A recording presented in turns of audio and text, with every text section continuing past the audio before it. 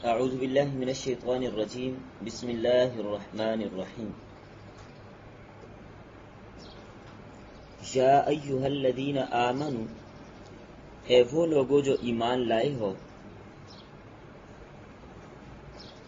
لا یحل حلال نہیں ہے لکم تمہارے لیے ان یہ بات ترث النساء کہ تم وارث بنو عورتوں کے کرہن زبردستی ولا تعضلوہن اور نہ روکو تم ان کو لتذہبوا تاکہ لے جاؤ تم ببعض ما آتیتموہن بعض وہ چیزیں جو تم انہیں دے چکے ہو بعض وہ چیزیں جو تم انہیں دے چکے ہو اس نیت سے ان کو روک کر بھی نہ رکھو مسئلہ تفسیر میں سمجھاتا ہوں، ابھی صرف آپ ترجمے پہ غور کیجیے۔ الا مگر ان یاتین یہ کہ کریں وہ بفاحشۃ مبینہ کھلی بے حیائی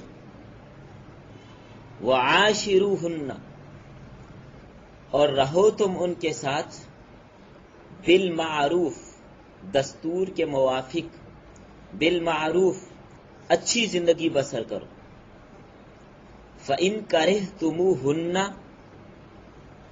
بس اگر تم انہیں ناپسند کرتے ہو فَإِن كَرِهْتُمُوهُنَّ بس اگر تم ان کو پسند نہیں کرتے فَعَسَىٰ بس قریب ہے ان تَكْرَهُوا شَيْئًا یہ کہ تم کسی چیز کو ناپسند کرو وَيَجْعَلَ اللَّهُ فِيهِ خَيْرًا كَثِيرًا اور بنا دے اللہ تعالیٰ اس میں بہت ساری خیر بہت ساری بہتری وَإِنْ أَرَدْتُمْ اور اگر تم ارادہ کرو استبدال زوج مکان زوج عورت کے بدلنے کا دوسری عورت کی جگہ وَآتَيْتُمْ إِحْدَاهُنَّ اور دے چکے ہو تم ان میں سے ایک کو قنطاراً کافی سارا مال اس مراد مہر ہے فلا تأخذوا منہ بس وہ نہ لو تم ان سے مہر تم نے انہیں دے دیا ہے وہ ان سے واپس نہ لو شیئاً کچھ بھی اتأخذونہ کیا لیتے ہو تم وہ مال بہتاناً بہتان باندھ کر وَإِثْمًا مُبِينًا اور صریح گناہ کی شکل میں اور صریح گناہ کی شکل میں وَكَيْفَ تَأْخُذُونَهُ اور کیسی تم لیتے ہو وَكَيْفَ تَأْخُذُونَهُ اور کیسی لوگے تم ان سے مال وَقَدْ أَفْضَى بَعْضُكُمْ حالانکہ پہنچ چکے بعض تمہارے الا بعضن بعض کی طرف وَأَخَذْنَ مِنْكُمْ اور لیا ان عورتوں نے تم سے وَأَخَذْنَا ان عورتوں نے لیا مِنْكُمْ تم سے مِيثَاقًا غَلِيظًا پختہ وعدہ مضبوط وعدہ۔ اگلی آیت کا تعلق اگلے سبق کے ساتھ ہے، وہ آگے محرمات نکاح ایک سبق میں اکٹھے کر لیں گے، ابھی یہیں پر سٹاپ کر لیں۔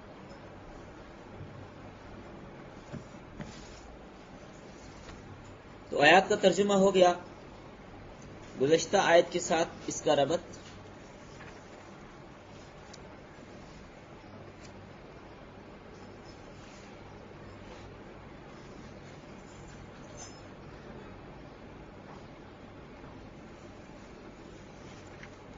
اس آیت میں بھی گزشتہ بھی حدود اللہ کا تذکرہ تھا، اس آیت میں بھی حدود اللہ سے تجاوز کرنے ہی کی خاص قسم کو بیان کیا گیا ہے۔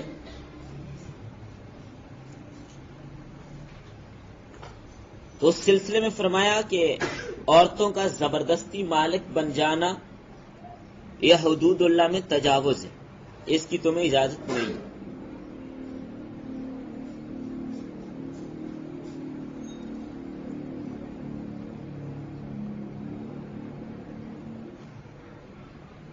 زمانہ جاہلیت میں ایک رسم تھی، جب کوئی شخص فوت ہو جاتا اور پیچھے اس کی بیوی بھی ہوتی، یعنی بیوی چھوڑ کر فوت ہو جاتا، تو اس کا سوتیلا بیٹا جو دوسری بیوی سے ہوتا یا کوئی دوسرا وارث، چچا تایا، کوئی چچے تائے کا بیٹا یا کوئی بھی،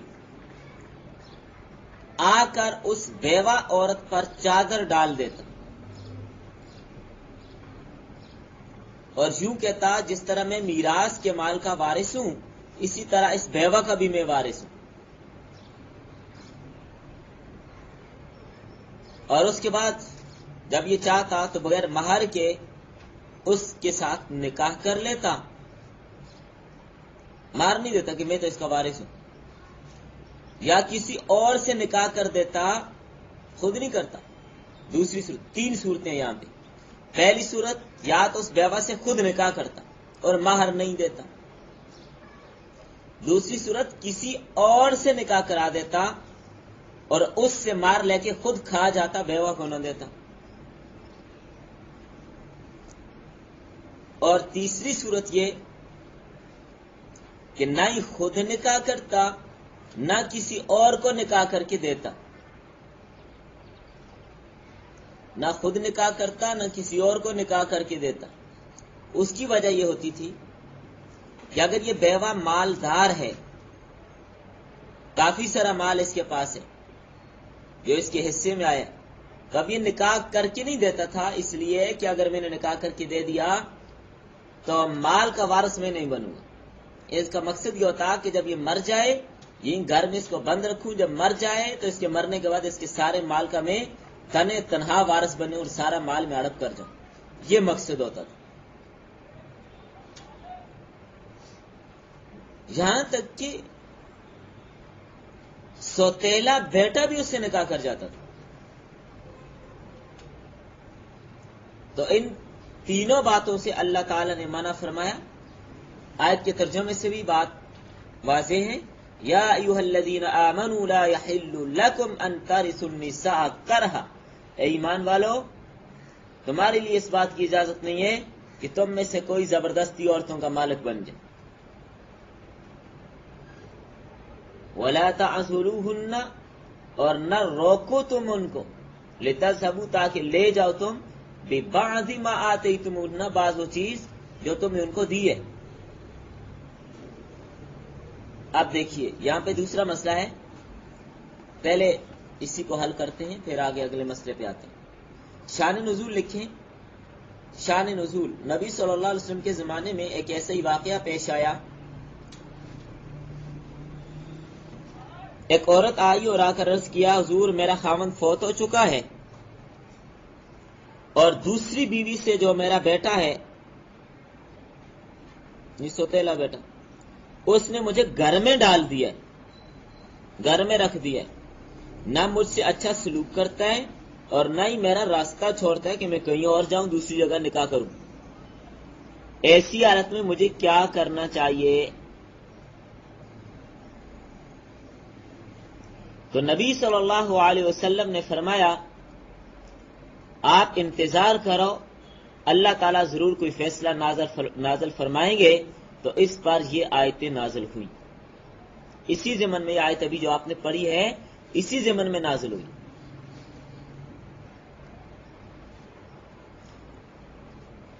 تو گویا اس آیت میں یہ بات بتا دی کہ بیوہ عورت کے ساتھ حسن سلوک کر، اس کو تنگ کرنا، اس کو کسی طرح سے بھی پریشان کرنا، اس کے ساتھ بدسلوکی کرنا، یہ بالکل جائز نہیں ہے. بعض معاشروں اور بعض خاندانوں میں اگر کوئی عورت بیوہ ہو جاتی ہے تو اس کو آج کے زمانے میں بھی نکاح کرنے کی اجازت نہیں دی جاتی. یہ وہی زمانہ جاہلیت کی رسم ہے جس کو توڑنے کے لیے اللہ نے قرآن کی آیت اتاری تھی. لیکن آج کے معاشرے کے اندر بھی اس رسم پر عمل کیا جاتا ہے. اور بیوہ عورت اگر اس کو ضرورت بھی ہے، اس کی چاہت بھی ہے، اس کو اپنا سہارا بھی چاہیے، کھانے پینے کے لیے، گھر کے لیے اس کو ساری ضروریات ہیں، لیکن بعض رشتہ دار اس کو نکاح نہیں کرنے دیتے. اپنے گھر میں اس کو رکھتے ہیں، نہ اس کے ساتھ اچھا سلوک کرتے ہیں، نہ اس کو اس کی ضرورت کے مطابق کھانے پینے اور پہننے کو دیتے ہیں، نہ ہی اس کو اپنی مرضی کے مطابق کہیں آنے جانے کی اجازت دیتے ہیں، اور اگر وہ نکاح کر لے پورے معاشرے میں شور اٹھ جاتا ہے، بدنامی اور کیا کچھ نہیں کہا جاتا حالانکہ اس نے نکاح کیا، جو کہ قرآن کا حکم ہے، جو کہ شریعت کا حکم ہے۔ تو یہ سراسر جہالت اور نادانی کی باتیں کہ بیوہ عورت کو نکاح نہ کرنے دینا، اس کے ساتھ بدسلوکی کرنا، اس معاملے میں حکومت کو کردار ادا کرنا چاہیے۔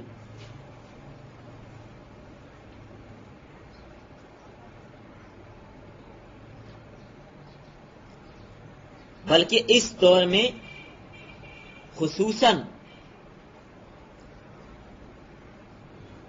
بیواؤں کے نکاح کے لیے بھرپور تحریک چلانے کی ضرورت ہے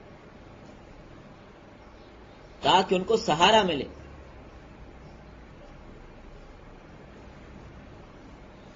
اور عموماً ہوتا یہ ہے کہ جو عورت بیوہ ہو جائے، اگرچہ وہ جوانی کی عمر میں ہی کیوں نہ ہو، دوسرے لوگوں سے شادی کرنے کو عیب سمجھتے ہیں۔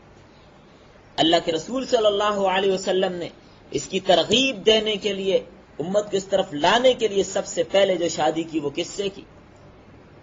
اور پھر اس کے بعد دیکھیے، سوائے حضرت عائشہ کے باقی ازواج کوئی متعلقہ ہیں اور کوئی بیوہ اور ایک ایک جگہ سے نہیں، کئی دو دو تین تین جگہوں سے۔ اور بعض مواقع ایسے بھی ہوئے کہ اگر کوئی عورت آپ نے دیکھے اس کا خاوند شہید ہو گیا، یہ مجبور ہے، محتاج ہے، اس کے لیے پریشانیاں ہیں، تو آپ صلی اللہ علیہ وسلم نے اس کے لیے خود نکاح کا پیغام بھیجا اور اس کے ساتھ نکاح کیا۔ کیوں؟ تاکہ امت کو سبق ملے کہ بیوہ خاتون ایسی نہیں ہے کہ اس کو بس ایک دیوار کے ساتھ لگا دیا جائے، اس کو بے سہارا چھوڑ دیا جائے، اس کو یوں ہی چھوڑ دیا جائے، یا اس کی کوئی عزت، کوئی قدر، کوئی وقت نہ ہو معاشرے میں۔ اللہ کے نبی نے خود نکاح کا پیغام بھیج کر اس کے ساتھ نکاح کر کے امت کو یہ سبق دیا ہے کہ جس کو اللہ نے طاقت، استطاعت، قدرت، ہمت دی ہے، جانی مالی اعتبار سے اللہ نے اس کو طاقت دی ہے، استطاعت دی ہے، وہ دو بیویاں رکھ سکتے ہیں تو بیوہ کے ساتھ نکاح کرے۔ اور میں نے عرض کیا کہ عموماً ایسا نہیں ہوتا کہ لوگ پہلی شادی بیوہ سے کرنے، نہیں ہوتا ایسے۔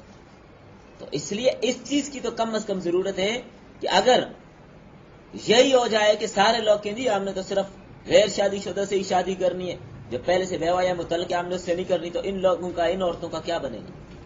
اس لیے اس کے لیے اس بات کی ضرورت ہے کہ جس آدمی کی شادی پہلے ہو چکی ہے وہ طاقت رکھتے ہیں تو دوسری کے ساتھ، بیوہ کے ساتھ شادی کر کے اس کا سہارا بنے۔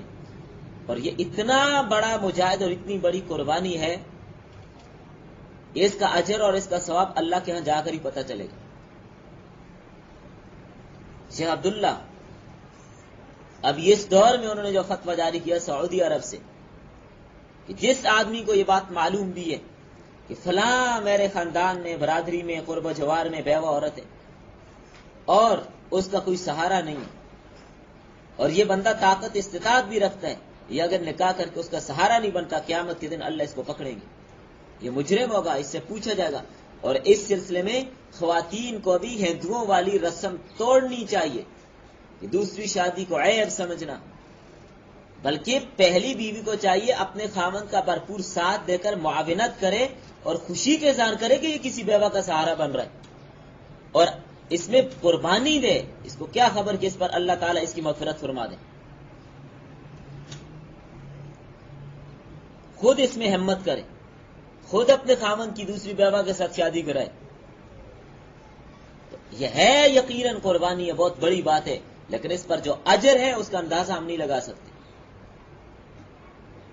اور جو بیویاں اپنے خاوند کو منع کرتی ہیں کہ نہیں جی وہ بیوہ سے نہیں شادی کرنی، دوسری سے شادی نہیں کرنی، اب اس عورت کو چاہیے جو منع کرتی ہے نا، تھوڑی دیر کے لیے اس جگہ پر اپنے آپ کو سوچے، اگر میری کیفیت یہ ہو، خدا نخواستہ میں بیوہ ہو جاؤں، جوانی کی عمر میں ہوں، کوئی میرا سہارا نہ ہو، تو میں کیا چاہوں گی؟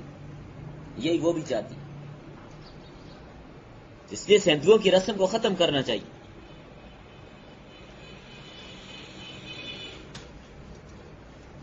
تو اللہ تعالیٰ ارشاد فرماتے ہیں اے ایمان والو، تمہارے لیے حلال نہیں ہے کہ تم زبردستی عورتوں کی جان و مال کے وارث بن جاؤ، عورت کو بھی میت کا ترکہ سمجھ کر تم اس کے وارث بن جاؤ اور زبردستی اس کا نکاح تم خود کر لو یا مار خود کھا لو یا نکاح سے روک کر رکھو، نہ خود کرو نہ دوسرے کو کرنے دو، مطلب کہ وراثت کی صورت میں تم مال کھاؤ، فرمایا یہ تمہارے لیے جائز نہیں ہے۔ یہاں تک خطاب تھا اولیاء میت سے، یعنی وارثوں سے، وارثوں سے خطاب ہے۔ اب آگے خطاب شوہروں سے، اسی آیت کے اگلے حصے میں اگلا خطاب شوہروں سے کیا گیا ہے۔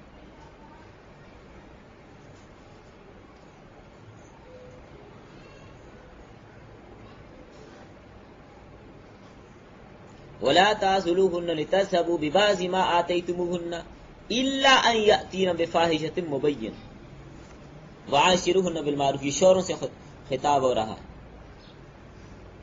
فرمایا عورتوں کو محض اس لیے تنگ نہ کرو کہ جو کچھ تم انہیں مار میں دے چکے ہو اس میں سے کچھ واپس لو، اس لیے تنگ نہ کرو۔ یعنی تم اس بات کی اجازت نہیں ہے کہ عورتوں کو نکاح میں رکھ کر تنگ کرو کہ وہ خلع کرنے پر مجبور ہو جائیں، اور تنگ کرنے کا مقصد یہ ہو کہ جو مال تم مہر کے طور پر ان کو دے چکے ہو وہ تمہیں واپس کر دیں۔ فرمایا یہ تمہارے لیے جائز نہیں ہے۔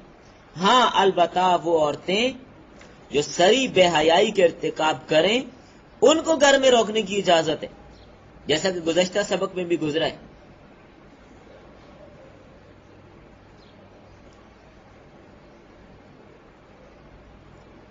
ہاں مگر وہ عورتیں جو صریح بے حیائی کریں، بدکاری کریں، بد زبانی کریں اور نافرمانی کریں تو ایسی صورت میں مرد کو اجازت ہے، جب اس کا نباہ کسی صورت بھی نہیں ہو سکتا تو ایسی صورت میں مرد کو اجازت ہے خلع کی صورت میں طلاق دے دے۔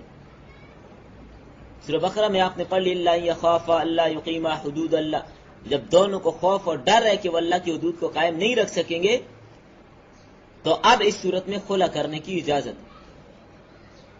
یعنی ان صورتوں میں مہر واپس کرنے میں کوئی مذائقہ نہیں ہے، یعنی مرد تو رکھنا چاہتے ہیں، طلاق نہیں دینا چاہتا، لیکن عورت ہے کہ باز نہیں آتی، نافرمانی کر رہی ہے، سن نہیں رہی بات کو، کسی صورت ماننے پر تیار نہیں ہے۔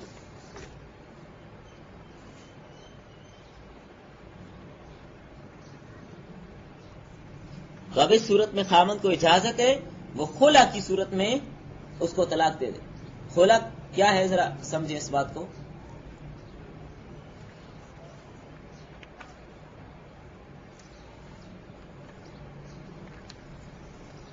خلع کے معنی ہے اتارنا۔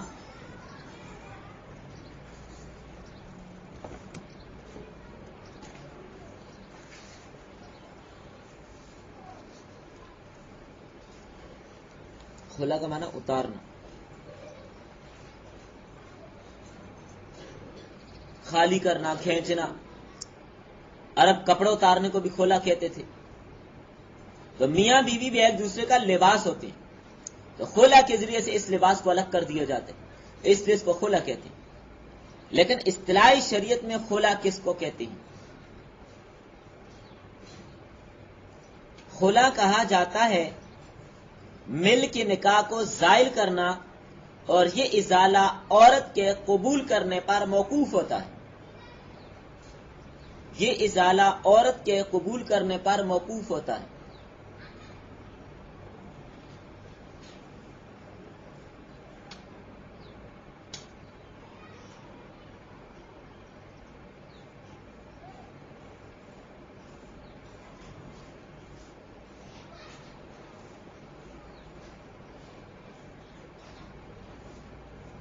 خلع کے احکام ذرا سمجھ لیجئے۔ اگر میاں بیوی کے درمیان ازدواجی زندگی میں نباہ ممکن ہو تو ایسی صورت میں خلع کا مطالبہ اگر عورت کرتی ہے تو جائز نہیں۔ نباہ ممکن ہے اور عورت خلع کا مطالبہ کرتی ہے تو یہ جائز نہیں ہے۔ بلا ضرورت طلاق کا مطالبہ کرنے والی عورت پہ جنت کو حرام قرار دیا۔ نمبر 2، اگر شوہر کی طرف سے کوئی ظلم زیادتی نہ ہو لیکن عورت طبعی طور پر شوہر کی طرف مائل نہیں ہو رہی، دل میں نفرت ہے اور حق تلفی کا ڈر ہے، تو اب خلا کا مطالبہ جائز ہے۔ نمبر 3، اگر شوہر عورت پہ جبر و ستم کرتا ہے اور مقصد یہ ہے کہ عورت مار بھی مجھے واپس کرے اور طلاق لینے پر مجبور ہو جائے، اس نیت سے عورت پر زیادتیاں کرتا ہے، جبر و ستم کرتا ہے، مار پٹائی کرتا ہے، اس صورت میں خاوند سخت گناہگار ہوگا کہ زیادتی بھی خود کرتے، مار پٹائی بھی خود کرتے اور اس سے مار بھی واپس لیتے اور پھر طلاق دیتے، سخت گناہگار اور اللہ کیا مجرم ہوگا۔ آیت میں یہی بات بتائی جا رہی کہ تم خود زیادتی بھی کرتے ہو اور زبردستی ان کے ساتھ اس بات پر مجبور کرتے ہو کہ وہ خلا کر لیں، اس کی اجازت نہیں ہے۔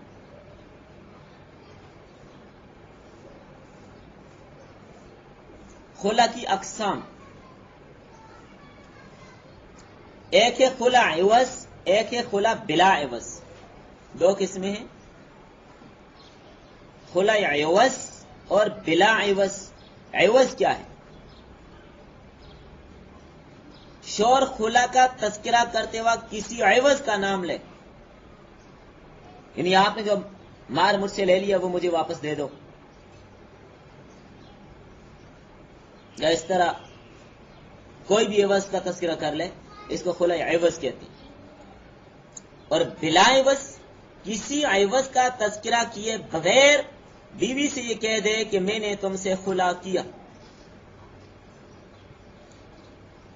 لیکن اس صورت میں یاد رکھیے گا توجہ سے، اس صورت میں لفظ خلا کنایات الفاظ طلاق میں شمار ہوگا، کنایات، لہذا اس سے جتنی طلاقوں کی ایک یا دو طلاقوں کی نیت کی ہو تو کیا ہوگی؟ ایک ہی واقع ہوگی، کیونکہ لفظ کنایا ہے۔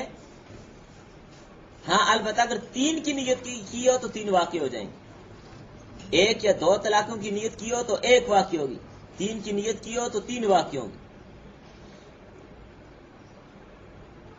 اور اگر شوہر کہتا ہے کہ میں نے یہ کہا تھا کہ میں نے تم سے خلا کیا تو میری نیت طلاق کی نہیں تھی، تو شوہر کی بات مانی جائے گی اور اس سے کوئی طلاق واقع نہیں ہوگی۔ اور یاد رکھیں یہ اس صورت میں ہے جب میاں بیوی کے درمیان طلاق کا مذاکرہ یا کوئی لڑائی جھگڑا نہیں ہو رہا تھا۔ لڑائی جھگڑے میں کہتا ہے چل میں نے تجھ سے خلا کیا، اب اس سے یہ کنایات میں شمار ہو کر، کیونکہ موقع محل کی مناسبت سے جب میاں بیوی میں لڑائی جھگڑا ہو رہا ہے یا مذاکرہ طلاق چل رہا ہے، وہاں پر خامند کی نیت ہو یا نہ ہو، کنایا الفاظ استعمال کرنے سے طلاق ہو جاتی ہے۔ سری الفاظ سے تو ہر حال میں ہی ہو جاتی ہے، یہ کنایا الفاظ کی بات ہو رہی ہے۔ باقی اس کے تفصیلی مسائل آپ نے سورۃ البقرہ میں پڑھ لی، الفاظ کنایا کیا کیا ہیں، کس کس صورت میں کتنی طلاقیں ہوتی ہیں، کیا ہوگا کیا نہیں، وہ ساری بات آپ نے پہلے پڑھ لی۔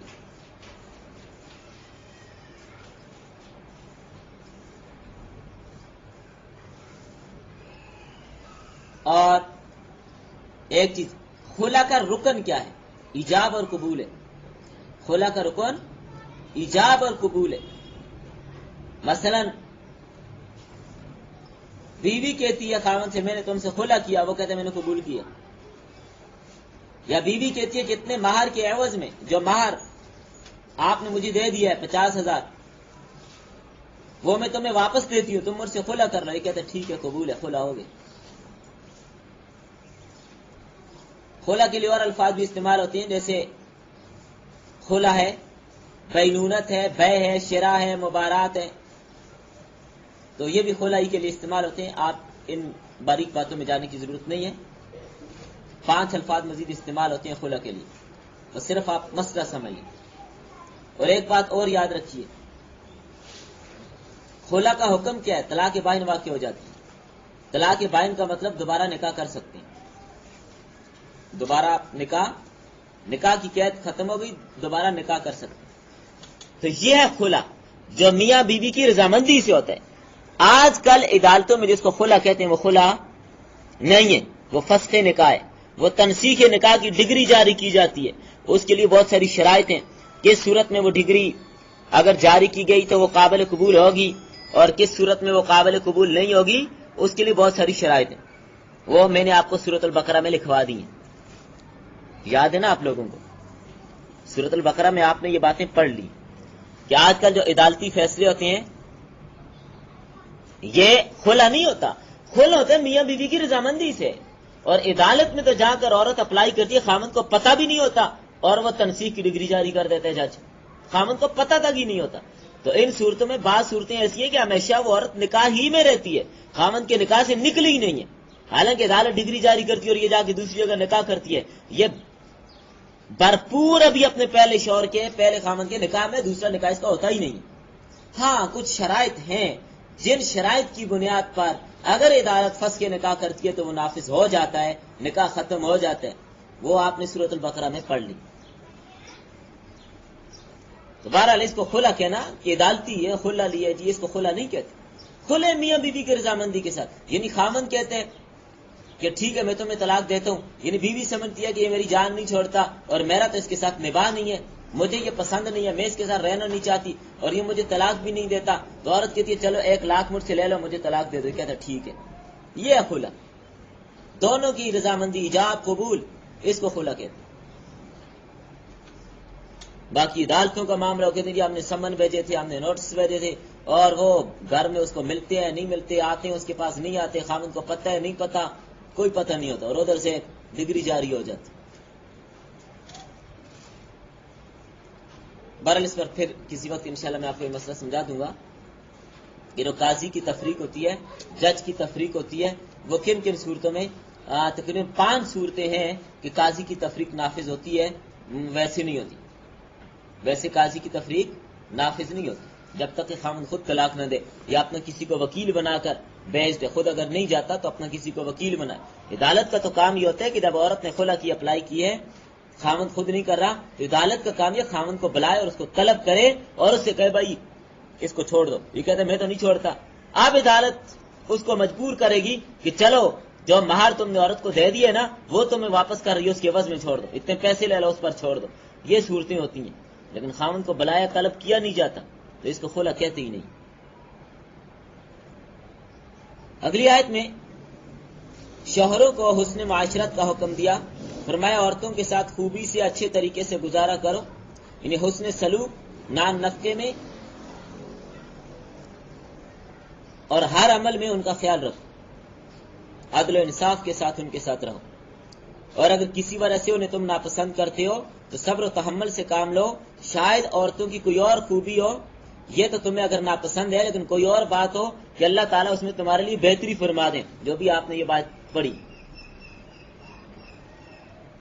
فَإِن كَرِهْتُمُوهُنَّ فَعَسَىٰ أَن تَكْرَهُوا شَيْئًا، اگر تم ان کو ناپسند کرتے ہو شاید کہ ان کے اندر کوئی ایسی چیز ہے کہ جو بہتر ہو.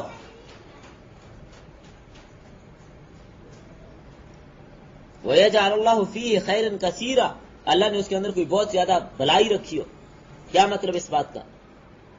یعنی اگر بیویاں تمہیں شکل و صورت میں اچھی نہیں لگتی، تم رکھنا نہیں چاہتے، لیکن اگر تم صبر کر لو ان کو رکھ لو، باوجود اس کے کہ تمہیں پسند نہیں ہے، اگر تم ان کو رکھ لو، نرمی کے ساتھ ان کے ساتھ معاملہ کرو، شاید ان سے کوئی صالح اولاد پیدا ہو جائے جو دین اور دنیا میں تمہارا نام روشن کر دے. اور یہ کوئی بعید نہیں ہے کہ اگر ایک عورت نافرمان ہے، اچھی نہیں ہے شکل و صورت میں یا کسی بھی اعتبار سے، تو اس سے اولاد بھی اچھی نہ ہو. نہیں، اولاد اچھی آ سکتی ہے. یہ اولاد میں کوئی بہت بڑا محدث، کوئی بہت بڑا اللہ کا ولی بن جائے، تمہارا دین دنیا یہ سنوارنے کا ذریعہ سبب بن جائے. یا دوسری صورت یہ کہ بیوی شکل میں اچھی نہیں لگتی، ہو سکتا ہے اس کا اخلاق اچھا ہو، شکل اگرچہ اچھی نہیں ہو سکتی، اس کا اخلاق اچھا ہو، اس کی سیرت اچھی ہو، فرما بردار ہو، بات ماننے والی ہو. اور جو دوسری تم لے آؤ جس کی شکل تو اچھی ہے لیکن بات نہیں مانتی، کیا فائدہ پھر؟ اصل حسن وہ تو کردار کا اور سیرت کا ہی ہے، اخلاق ہی کا ہے. یا ایک صورت یہ بھی ہے کہ وہ بدصورت ہے لیکن وہ بڑی سخی عورت ہے. یا اس کو تم اس نیت سے رکھ لو، صبر کر لو کہ اگر طلاق دوں گا یہ بڑی سخت نافرمان عورت ہے، اگر میں طلاق دے دوں گا یہ کسی اور مسلمان بھائی کے پاس چلی جائے گی، اس کو تنگ کرے گی، تو میں نہیں چاہتا کہ یہ کسی اور کو تنگ کرے، اس پر اللہ اجر و ثواب دیں گے۔ یا یہ سوچ لو اگر میں اس کو طلاق دے دوں گا تو یہ بیچاری کہاں مجبور ہو کے پھیرے گی، کیا کرے گی، کیا اس کا بنے گا، پریشان ہوگی، کھائے پیے گی کہاں سے، اس نیت سے تم اس کو روک لو، صبر کر لو اس کی نافرمانی پر، اس پر اللہ آپ کو بہت بڑا اجر دیں گے۔ حضرت ابو الحسن حرقانی رحمۃ اللہ علیہ، ان کی بیوی بڑی سخت بد زبان تھی، اور یہ اپنے وقت کے بہت بڑے ولی تھے حضرت ابو الحسن حرقانی رحمۃ اللہ علیہ۔ ایک موقع پر ان کے کچھ مریدین ان کے گھر ملنے کے لیے آئے، دروازہ کھٹکھٹایا، اندر سے ان کی بیوی بولی، تو کہنے لگے شیخ کہاں ہے؟ کہتے کون سے شیخ؟ فلاں فلاں، اس کی ایسی تیسی۔ انہوں نے کہا یہ کیا ڈرامہ ہے؟ تو کسی اور سے پوچھا، انہوں نے کہا جی وہ سب گھر میں نہیں ہوتے، وہ جنگل میں لکڑی وغیرہ کاٹنے جاتے ہیں اس ٹائم۔ تو یہ ان کے مریدین جنگل کی طرف گئے، جنگل میں گئے تو دیکھا کہ آگے سے حضرت شہر کے اوپر بیٹھے ہوئے آ رہے ہیں۔ یہ بڑے پریشان، کہتے ہیں حضرت گھر میں وہ ادھر یہ کیا ہے؟ فرمایا ہاں ادھر نافرمانی ہوئی، میں نے اس پہ صبر کیا، اللہ نے جنگل کے شہروں کو میرا تابع اور فرما بردار بنا دیا۔ تو کسی موقع پر کسی نے کہا شیخ اتنی بد زبان عورت ہے آپ، وقت کتنے بڑے ولی ہیں، بڑے صاحب کرامت آدمی تھا ابو الحسن حرقانی رحمۃ اللہ علیہ، بڑی کرامتیں تھیں ان کی، تو اس کو طلاق کیوں نہیں دے دیتے؟ ہر وقت اس نے فٹ زبان باہر نکالی ہوتی، آپ پر لان تان کرتی رہتی، طلاق کیوں نہیں دے دیتے؟ شیخ فرمانے لگے بھائی اگر طلاق دے دوں گا کسی اور کے نکاح میں چلی جائے گی اور اس بیچارے کو تنگ کرے گی، اس لیے طلاق نہیں دیتا کہ چلو مجھے ہی تنگ کرتی ہے کرے لیکن کسی اور کو تو نہ کرے۔ دیکھیں اولیاء اللہ کی سوچ دیکھیں، اور بڑی عجیب عورت تھی۔ کہتے ہیں ایک دفعہ گھر میں یہ بیٹھی ہوئی تھی، اوپر سے اس نے دیکھا کوئی بندہ اڑتا جا رہا ہے، بڑی خوش ہوئی کہ دیکھیں کوئی بڑا صاحب کشف صاحب کرامت آدمی اڑ رہا ہے۔ جب شیخ شام کو گھر واپس آئے لڑائی شروع کر دی، کہنے لگی تم ایسے ولی بنے پھرتے ہو، لوگ تمہارے پیچھے لگے ہوئے، ولی تو میں نے آج دیکھے، ولی تو ایسے ہوتے ہیں، ولی میں نے آج دیکھے اوپر سے اڑتا ہوا جا رہا تھا، ایسے ولی ہوتے ہیں، تم کیا ایسے ڈرامہ بنایا ہوا ہے؟ شیخ فرمانے لگے اللہ کی بندی وہ میں ہی تھا۔ کہنے لگی اچھا تبھی میں کہوں ٹیڑھا ٹیڑھا کیوں اڑتا ہے؟ یہ اس مزاج کی عورت تھی۔ تو بہرحال فرمایا اگر تم ان کو ناپسند کرتے ہو لیکن شاید اللہ نے کوئی اور خیر رکھی ہو، اولاد اچھی ہو جائے، یا اور بھی بہت ساری صورتیں ہیں، چلیں بس کرتے ہیں، کافی ہو گیا۔